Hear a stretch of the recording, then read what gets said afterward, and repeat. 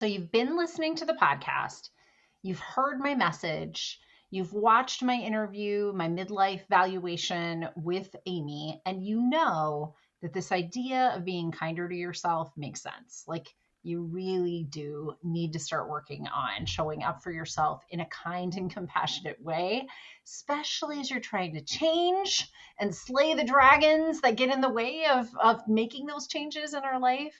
And yet, you're really running up against this one thing that is making this a really difficult transition for you. Your inner mean girl. Yeah, you know who I'm talking about. She's that inner voice that's always dragging you down. Anytime you try something new, she's like, "Oh, that's what you're trying." She has that kind of disdainful tone in her voice, but sometimes she even just really shows up vilely to you. She says things to you about you that you would never say to anybody else. So, if you've had any interactions with the inner mean girl, then today's podcast is for you. And I want you to keep listening.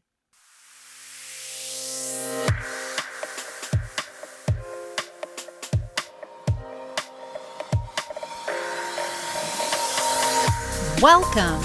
This is Midlife Crisis to a Centered Life Thriving, a podcast that teaches women in midlife to unapologetically stop silencing their dreams and start designing the lives they want to live in.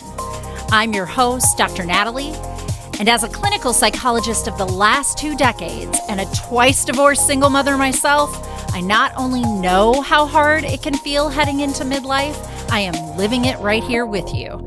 I have taken all the many failed attempts and lessons learned in my own life and combine it with my extensive clinical experience to give you the tools you need to make midlife the best time in your life. No joke. So let's get started.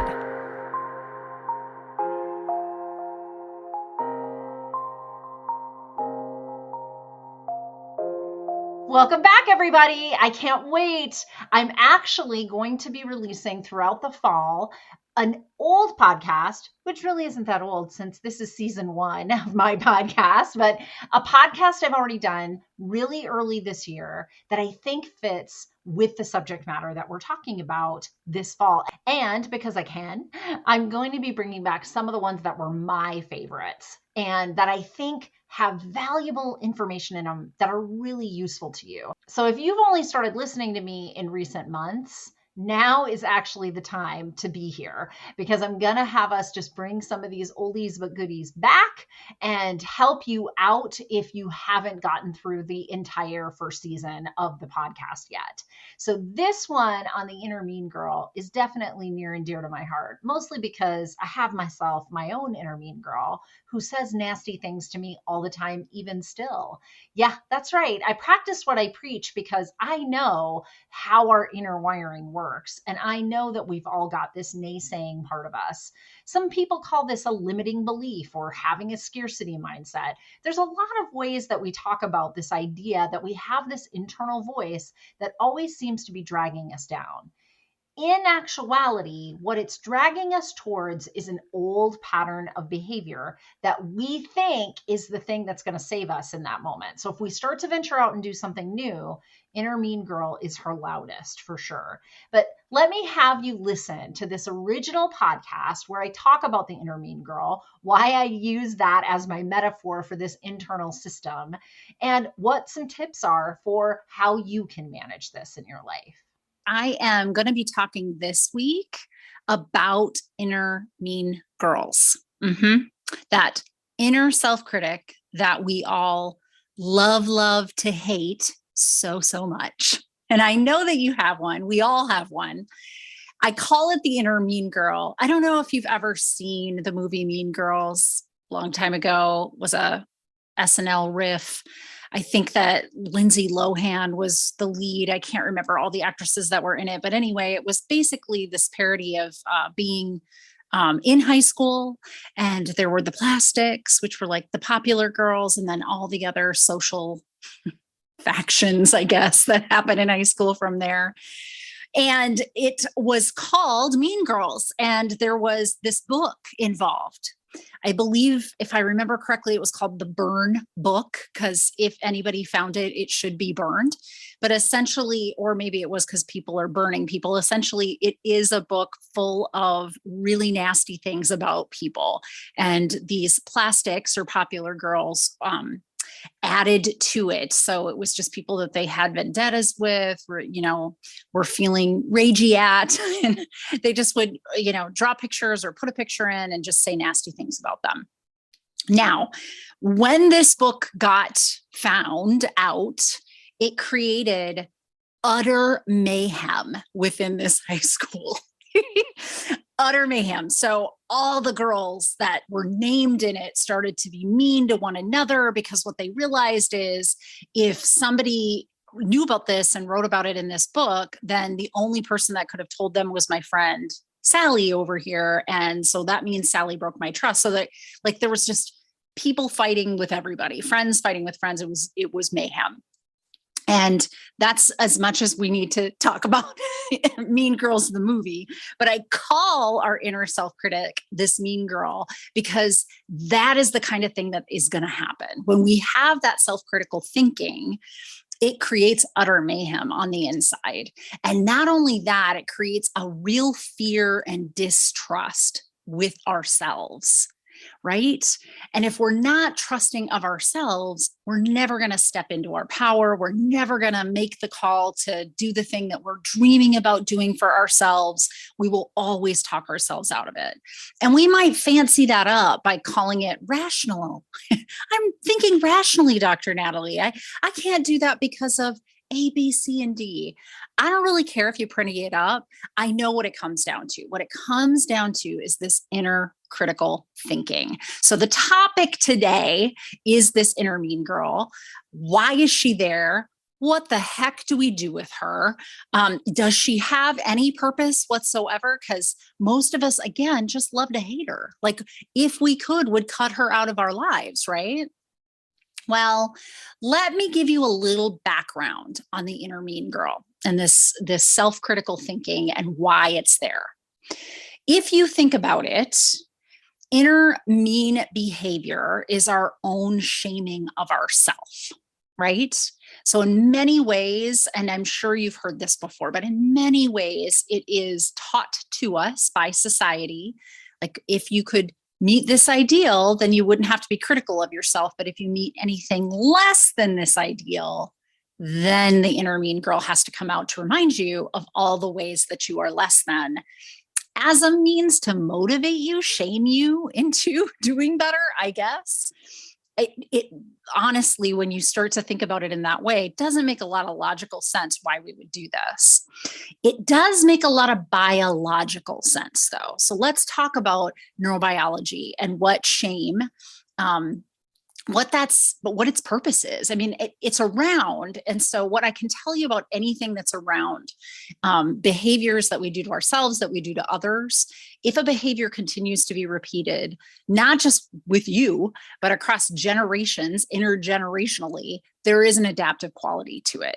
And you have to think about it like a scientist that way. So if you were Jane Goodall watching the apes and they were shaming each other, what would you think, essentially? And then why would that then get mapped out, kind of mirrored inside?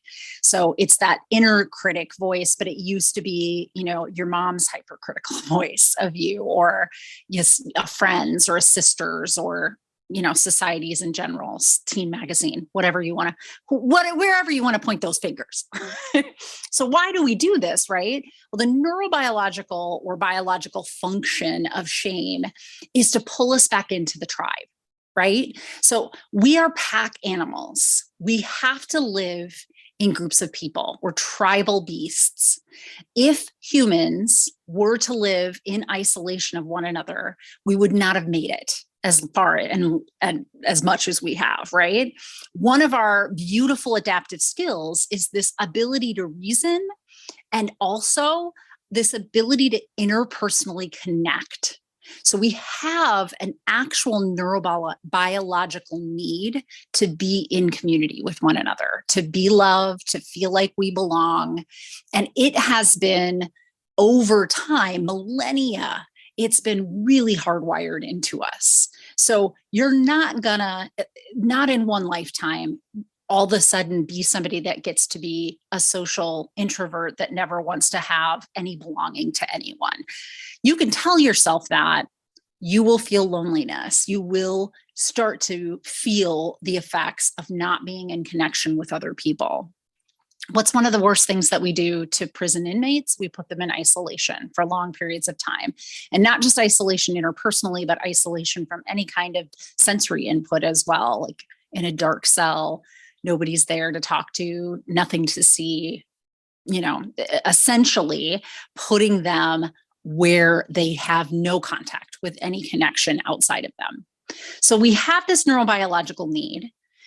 And this behavior of shaming, if you just look at it non-judgmentally, like what's its function, what's its functionality, it pulls us back into the tribe. So if we go out on a limb and do something really silly and the whole tribe says, that's kind of, what are you doing over there? Then we'll stop doing that behavior and it pulls us back in. Right? If we start to say, marry our cousins, and then we realize that's a bad idea, because there's all sorts of birth defects that happen with that, then all of a sudden over generations, we start to have a shameful response to having attraction to people that are in your biological lineage, essentially. So this is why that behavior is around. Now, why did it get internally directed? Well, internally, we have our own interpersonal network. So going back, I guess I am going to go back to the movie. Sorry. Going back to the movie, Mean Girls, the mayhem really started when everybody found out about what was being said. Like it was, if a few people knew this bad thing was being said, it was bad enough. But when everybody started to realize what was in this burn book, what they actually were realizing is that their, secret behaviors, their secrets they told to friends, their things that they thought were private or were only shared with a close few, they realized had been broadcast in some fashion. And that is where the mayhem started. Well, we have internal relationships with different parts of ourselves, and some of those parts talk to some of those other parts, and sometimes they don't, right? Our inner critic is going to try to pull us back into the fold, pull us back into our self, and have some cohesion of following a certain set of rules of who it is to be, for me, Dr. Natalie. And if we go outside of that, it will shame us until we go back to that. But if everybody inside of me knew all the things, then I would really start to spiral out of control. And that's what happens when self-critical thinking hits this period, this kind of line in the sand, where it isn't just neurobiologically a wiring thing. It becomes much worse than that. We could describe it as a mental health issue, adjustment disorder at the very least. But, during midlife transition, say, if all parts of me get whiff of some parts of me aren't functioning correctly, I'm going to start to feel like I'm spiraling out of control, like nothing in my life feels okay. So does that sound familiar? Like you start kind of just thinking you're being critical of one area of your life. Let's say you're being critical of being a mom. And then you realize that if your mom self isn't doing so hot, then you're probably not doing so hot as a friend self. And you're not probably doing as well as you thought as a spouse self. And you're probably not doing as well in your job. And it just starts to snowball into feeling like there's no part of me that's okay right now. That's where what we would call in the psychology business, that's where it hits a point of functional impairment that's beyond what you can handle. And so it's disordered and it's, operation. But inner meanness, inner mean girls, inner critic, there is some functional value to it. Now, I believe that if you understand the function of it, then you can be the boss of it, essentially. And that's what I want to help you to understand. If you understand this biological function of why we have this inner self-critic, then when you notice your inner self-critic, you can show up to that part of you differently. Instead of being mad and wanting to excise it from your life and ostracize this part, I don't want her here, I hate her, she's so mean to me. Instead of that, you might be able to come alongside and have a different understanding of why she is doing what she's doing. And then from that position of, having agency over your whole life, even this critical part of you, you can make decisions like what she's telling you is not serving you. It's an old record. I know where it comes from. I know that my mom used to tell me I shouldn't wear white after Labor Day. Like it was a huge fashion faux pas. And so what is happening to me when I, tell myself that I look horrible in white after Labor Day? Well, this is an old record. And that's pretty innocuous, but there are versions of that happen to us that it will actually behoove us to understand it and then work around it instead of falling right into that pitfall. So if you go back to last week, we talked about the hole in the middle of the road, your autobiography in 5 chapters. Instead of falling into that hole, wittingly or unwittingly, what we're really talking about is learning how to walk around it. So you might still be, the cues are there, the self-criticalness is there, you're still walking down the same street, but we're going to try not to fall in this hole this time around. So inner mean girls, that's what they're about. And that is the best way to manage them. And the best way to get into a way of like feeling like you have agency over these aspects of yourself, like critical thinking, like your self-critical mean girl. The way to get at having the skill sets to do that is to practice meditation, mindfulness, getting beefed up in your brain, that part of your brain that knows how to self-soothe and turn on your frontal lobe, turn on that front part of your brain, that reasoning part of your brain that can kind of see the bigger picture. So instead of just like, I am like only on the street and see only a hole ahead of me, you can kind of take a step back and see the whole street and where the hole is and how you could get around it. Are you liking what you're hearing today in this podcast episode? Oh, I am so glad. I love being able to really touch people in a place where they need the help, right? So I have 2 requests of you. The first one, could you just think of one person in your life that also could hear this message? I bet you could. And what I'd ask you to do is when you're done listening today, why don't you just take the link and send it to that person, right? Let them have a chance to also gain from this the way that you are today. And then the second thing that I would request that you do is make sure that you're following me where you get your podcasts. Like, comment. I even on Spotify have questions each and every week. Use any of those outlets because it does help me help you. What I gather from that information is what you want to hear about. And then I make sure that these podcasts are relevant to what your needs are. So what does that look like in real life?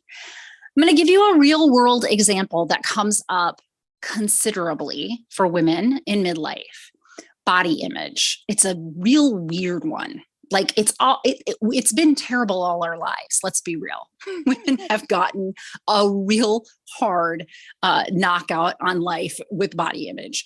There's only I don't even know what the statistics are, but only about 1% of us that fit what this ideal is of youngness, thinness, whiteness, looking a very specific way. If only 1% of us fit into that, that means 99% of us have an inner mean girl that's telling us all the time how we're not meeting up to muster.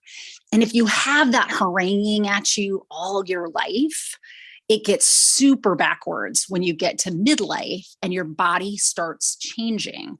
Hormonally, it starts changing. Physically, it starts changing. It doesn't change at the same pace as everybody else because there is this margin of error that's around, 2 decades where women can start perimenopause and get through menopause. It could be in your late 30s all the way up to your late 60s. Like what? So your body is going to start doing all these really wackadoodle things, and your social currency as far as how you look has changed. And that you really cannot stop. You can put on as many creams as you want to, but your skin is going to change. Your body's shape is going to change. The function of your body is going to change. And so there's only so much that you can do to stave that off. And when we hit that cliff and start to fall over it, because I don't think it's a pothole, girls, I think it's a freaking cliff that we fall off, and our social currency drops off. We're no longer beautiful. We're no longer, by societal standards, we get really hard on ourselves with this inner mean girl. But here's the problem. The inner mean girl's narrative is very specific. She only wants you to look like that 1% ideal, young, thin, white person. That's what she wants you to look like. That was the narrative that social conditioning gave us, cultural conditioning gave us in American culture and other cultures as well. But I'm just going to speak to what I know. Western culture, what American culture, that's the ideal. She has no idea that there are other options. Now, there might be a part of your brain that does. Okay. So there's, we're smart people and we've collected things and ideas over the years. And so some of us actually have, kind of this logical side of us that's come to terms with, no, my body's going to change and I'm going to be okay with that. And, here's how I want to think about that. But this inner mean girl didn't get that memo. So this is one of those places where inner mean girl talks to certain parts of you, but she does not talk or know about that reasonable adult part of you that could tell you differently about what's going on with your body image at that point in your life and in midlife.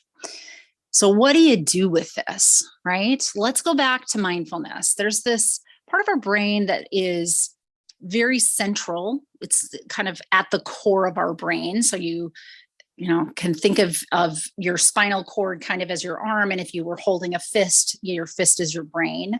And it's really right. Like if you're tucking your thumb in, it's that internal part of your brain. And that is your limbic system. That is the part of our brain that processes emotionally and thinks emotionally.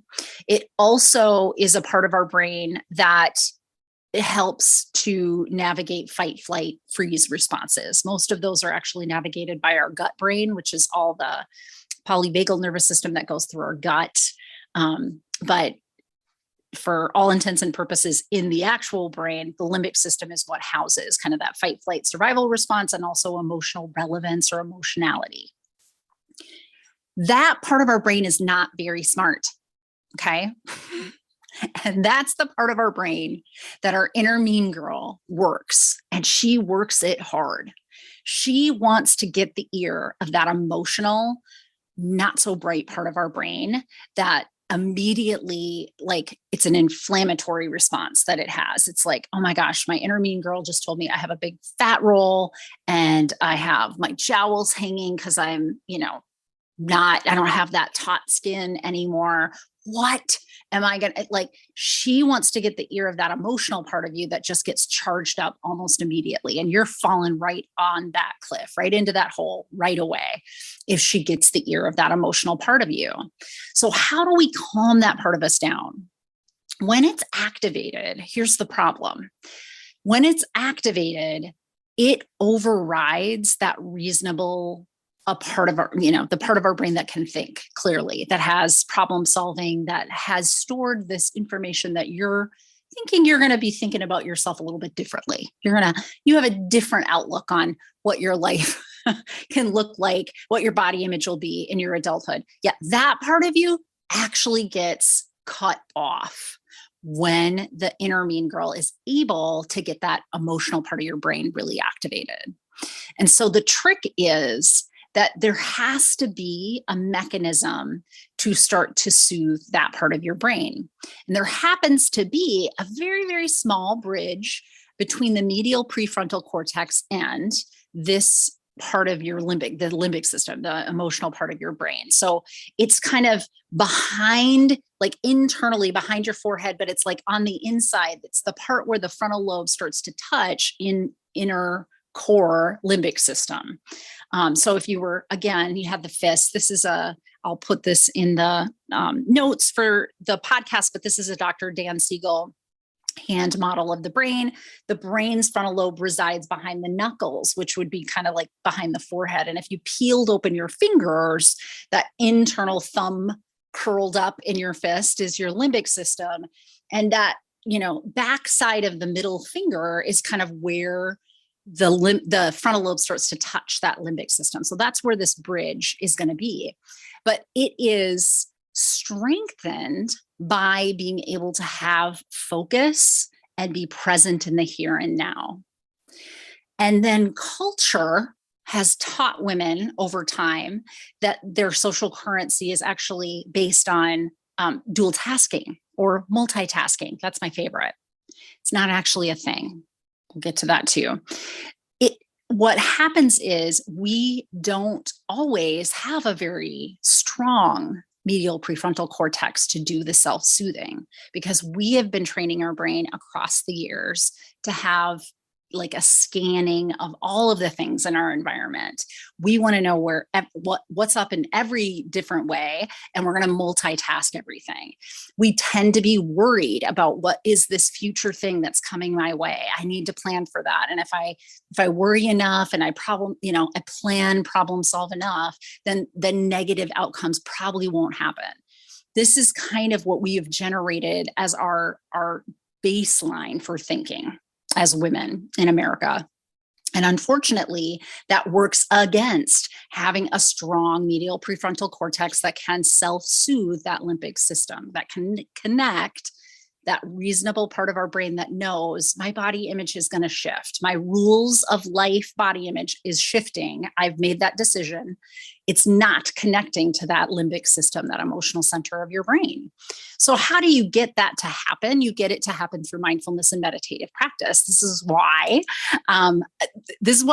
your friendly therapist is always telling you meditation is such a good thing. It's not just a woo-woo thing. There's actually science behind it. It actually beefs up or starts to build better neural connections between that frontal lobe and that limbic system on that byway of the medial prefrontal cortex. So how do we do this? How do we get into a practice of this? I mean, the idea of meditation for many of us makes us cringe. Am I right? Like, it's super cringy. Especially when we have been trained to have this multitasking behavior and to have our attention pulled in many different directions, but rarely be just here, just paying attention to what's in this moment. How in the heck am I going to sit down for any amount of time, Dr. Natalie, and meditate? Are you flipping kidding me? That's really, I hear this. I hear it a lot. Well, I'm here to tell you, meditation and mindfulness really aren't about arriving at this, euphoric state of I'm in the Zen zone. Okay. You are not going to be a Buddhist monk. Well, maybe you want to be, but that's, you do you. Most of us are not going to be a Buddhist monk.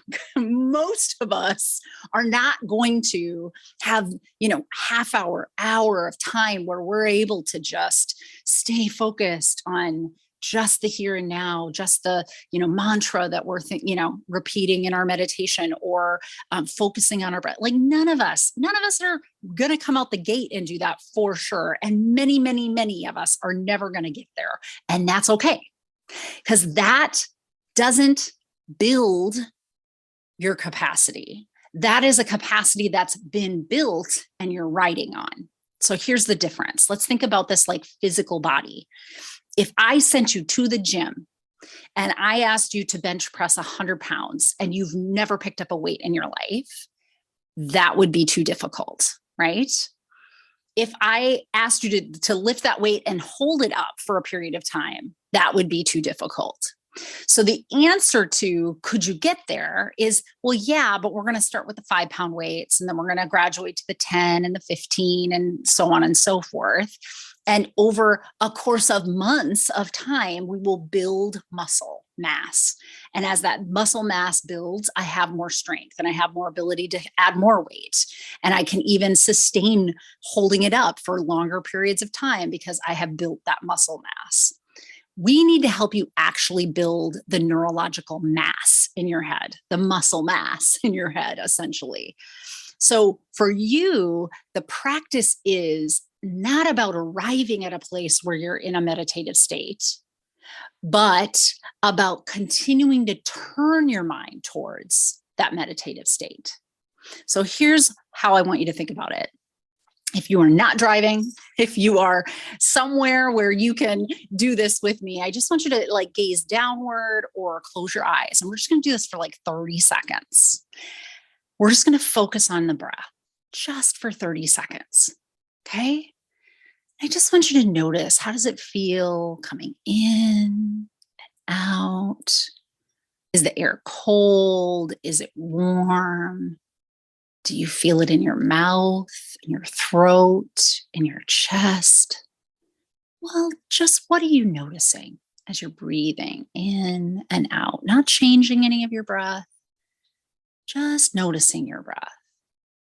And right now, you may have noticed that your mind is wandering to something, thought about the grocery list, or what is this crazy Dr. Natalie doing here for 30 seconds? And you just notice that thought. Just notice it, don't judge it. And now turn your mind back towards that breath again, just focusing on that breath. In and out, watching the chest and the abdomen rise and fall. In and out.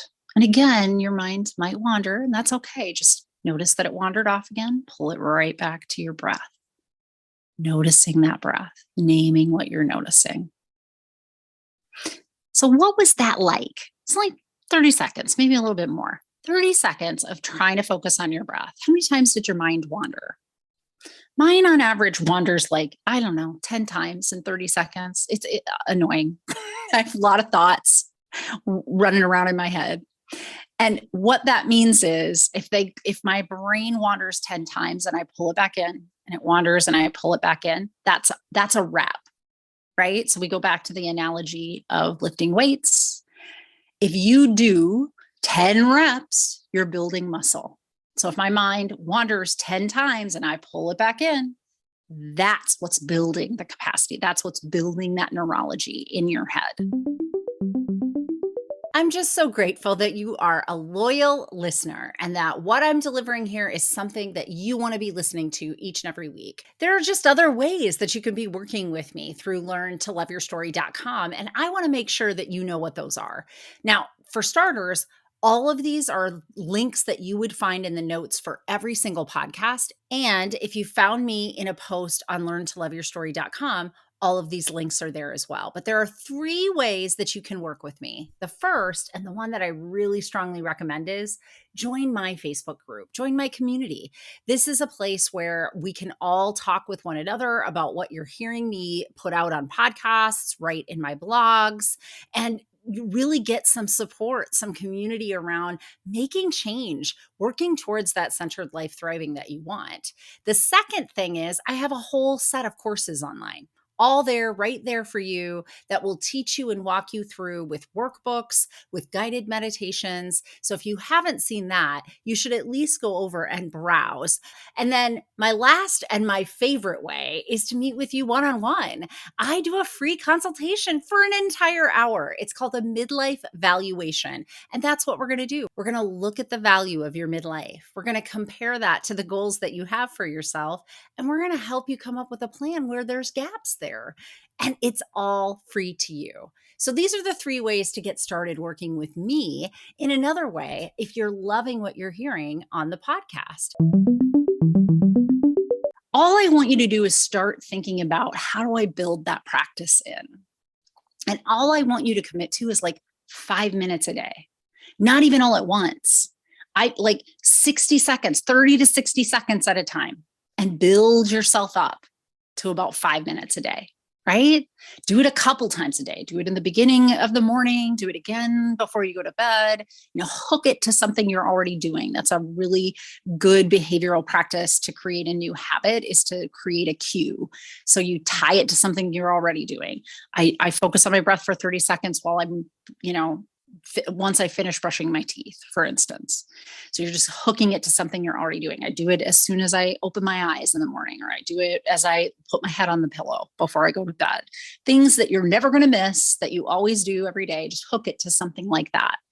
And I want you to notice 1 week in, 2 weeks in, you're going to notice that you build it up, right? We go from 5 pounds to 10 pounds and from 10 pounds to 15 pounds. You'll go from 30 seconds to 60 to 90, maybe up to 4 or 5 minutes at a stretch. And once you get there, a week, 2 weeks, 3 weeks, 4 weeks, 5 weeks in, it's a new habit. You're doing it because you've tied it to a cue, and you're noticing that you are in a calmer state more of the time. And I'll tell you why that is. You have now built the strength of the part of our brain that can self-soothe. You have literally built muscle that tells the limbic system, hold it, sister. Like, calm down, calm down. Let's just reason about this. Instead of boom, hitting your limit of irritability and just the point of no return, where that limbic system turns on and it shuts down its access to that frontal lobe. When we build up this medial prefrontal cortex, there's a lot of things that we can do, and our brain will just do it naturally, right? So we go back to this inner mean girl, and inner mean girl, like, she wants the ear of that limbic system. She has these kind of rote tapes. You know, I'm a woman in midlife when I say tapes, but she has these old recorded messages on reels that just keep going and going. So I look in the mirror and I see my, less than perfection in my image. And the only thing that this inner mean girl could do is tell me that looks wrong, that looks wrong, that looks wrong. She is a broken record. She is only going to be able to say what she already knows, but she can get my limbic system jived up. She can get my emotions, like, she can get me irritable. She can get me scared. She can get me upset.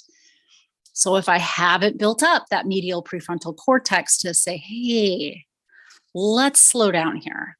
Let me come around side of you.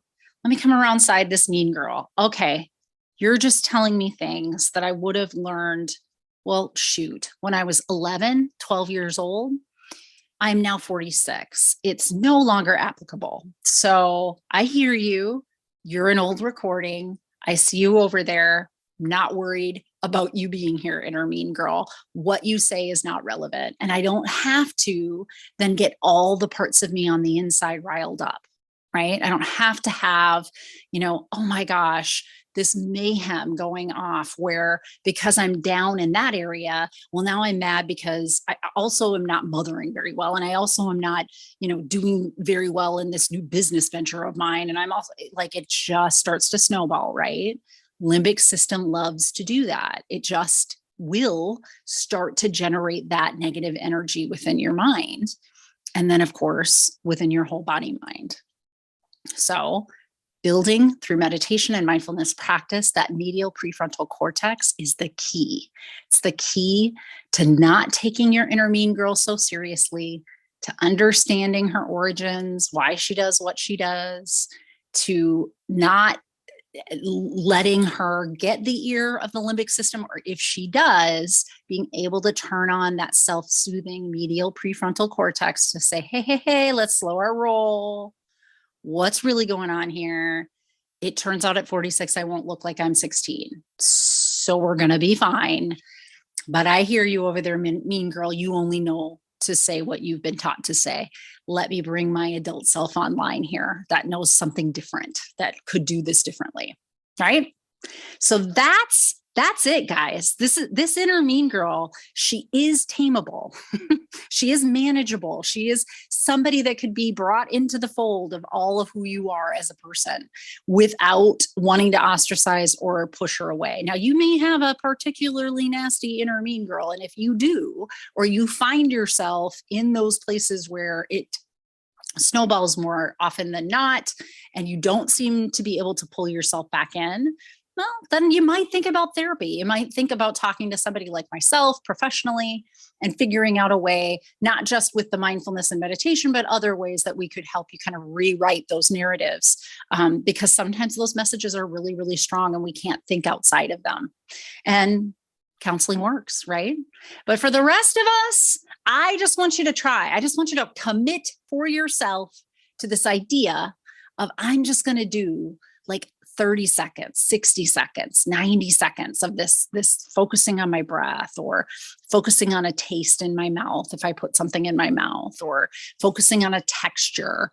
Anything that you can find to start and build up that medial prefrontal cortex. And again, you can find more resources from me on learntoloveyourstory.com, either through just my free gift if you want to go that route. I think I have a meditation, and I have a workbook that gives you some ideas and more ways in which you can build up the capacity of that medial prefrontal cortex. I will also put some links in the notes of this podcast so that you can find some other resources as well that I mentioned earlier in the podcast. Because for me, I don't care where you get the help. I just want you to start doing it so that you don't have to be so critical of yourself or find yourself spinning out of control once critical thinking starts to happen. Well, everybody, I truly, truly hope that you found this as enlightening as I thought it was when I first originally published it, and as I think it is even now, and how well it goes with our two previous podcasts where we talked about this idea of being more kind to ourselves, more compassionate, and how difficult that is. Knowing a little bit more about your inner mean girl and how to counterbalance that really is useful. I hope that it helps you on your path to leading a centered life, thriving, by learning to love your story, even the inner mean girl part of it.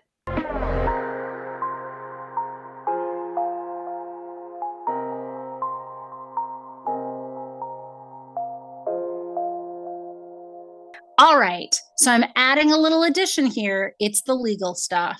Just so you're aware, nothing in any of these podcasts constitutes actual psychotherapy. Yes, I am a licensed clinical psychologist in the state of Minnesota, but everything here is just educational in nature and is a suggestion of things that you could be doing in your own life to learn how to love the life that you're in instead of waiting for a life that you're dreaming of to come towards you.